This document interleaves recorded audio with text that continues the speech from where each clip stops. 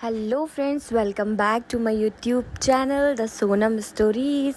तो आप सभी का एक बार फिर से स्वागत है मेरे व्लॉग में। पुराने और नए व्यूअर्स दोनों को बहुत बहुत प्यार और दोनों से रिक्वेस्ट है वीडियो इसी तरीके से देखते रहिएगा और हमें ऐसे ही प्यार देते रहिएगा। तो आज का व्लॉग है, मेरी भतीजी हुई है एक और, मैंने आप लोग सभी को बताया था।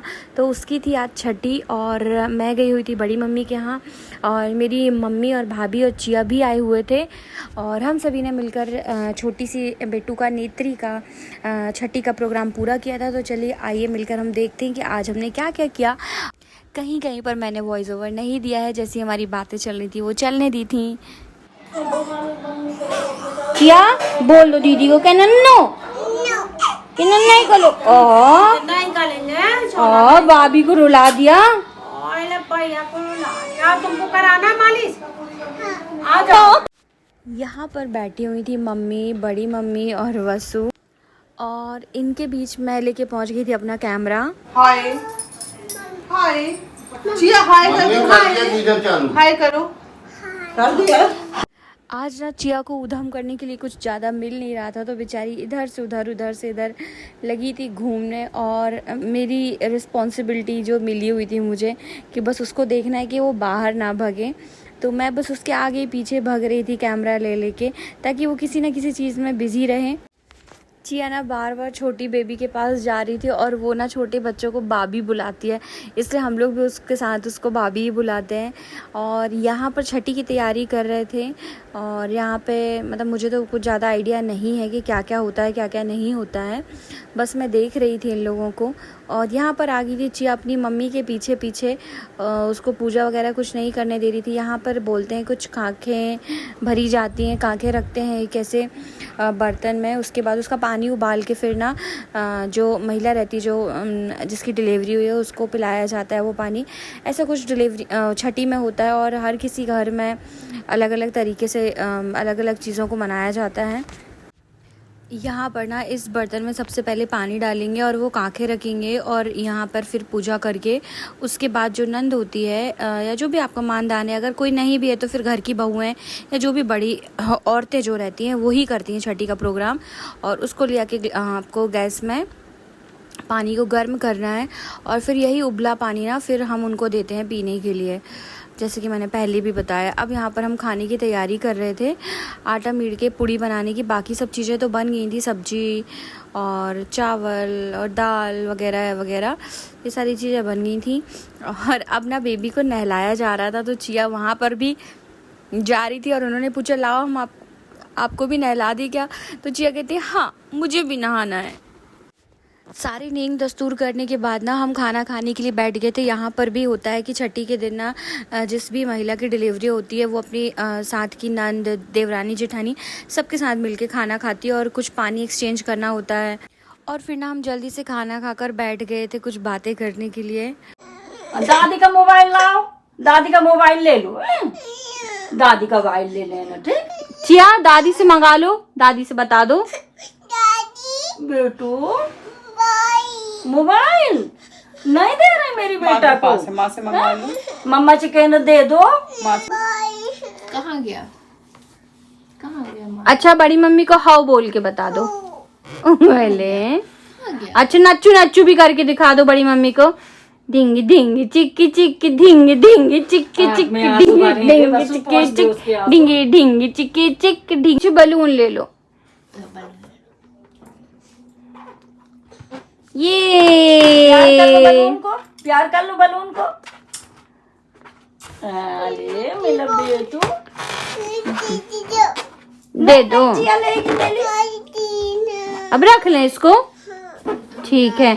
अच्छा चिया अब आप ना बोल के बता दो 1 2 3 4 5 ठीक कैची। 7 8।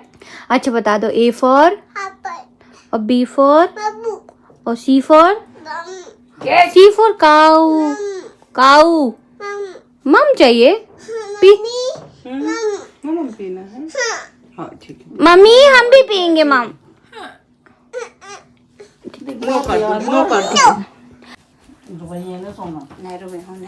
इधर आओ, इधर खड़े हो, हम पी लें। कपड़े हम पियेंगे, पूरा पियेंगे। तो पानी अच्छा लगे, लाओ अब हम पियेंगे।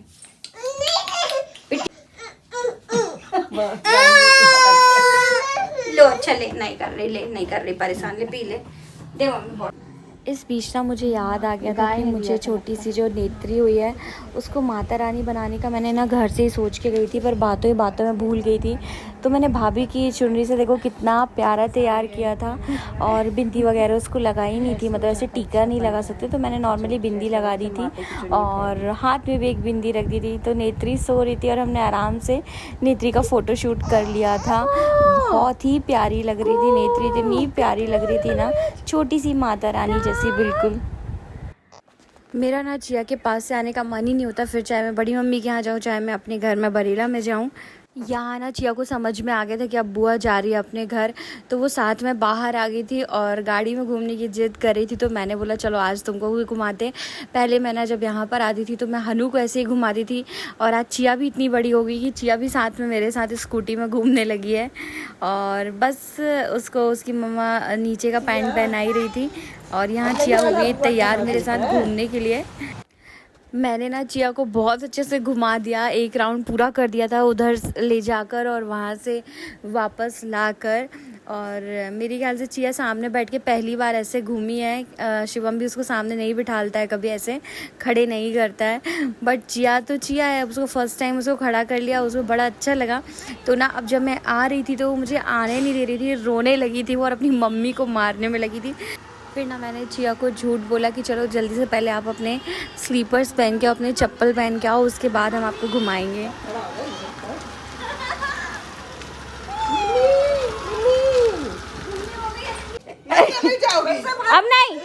अब नहीं चिया टाटा,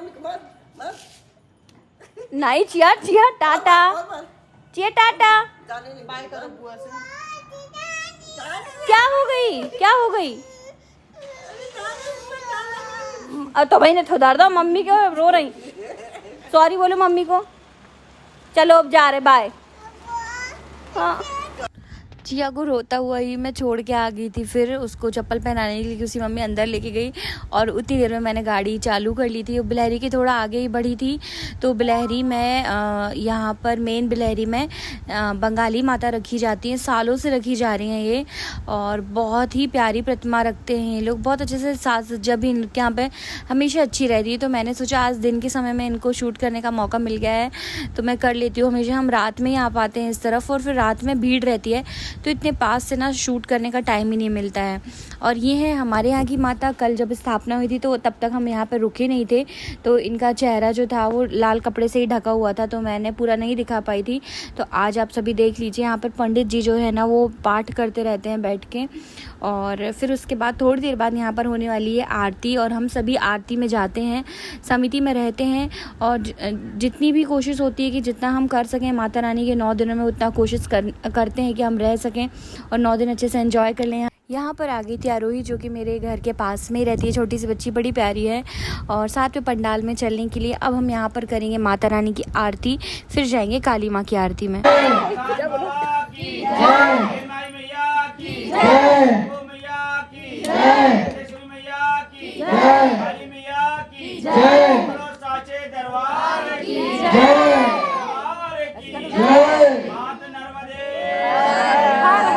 यहाँ पर ना मैं ही आरती गा रही थी साथ में आगे खड़े होके, तो मैंने शूट ही नहीं कर पाई। और आरती के बाद यहाँ बिट्टू सबको प्रसाद बांट रहा था। मैंने एक बार और बताया कि जेठानी का बेटा है मेरी, और ये इंदौर से आया हुआ है, सभी को प्रसाद बांट रहा था। और यहाँ पे प्रसाद लेने के बाद ना हम चले गए थे काली माँ की आरती में, और वो आरती भी शुरू ही हो गई थी वहाँ पर।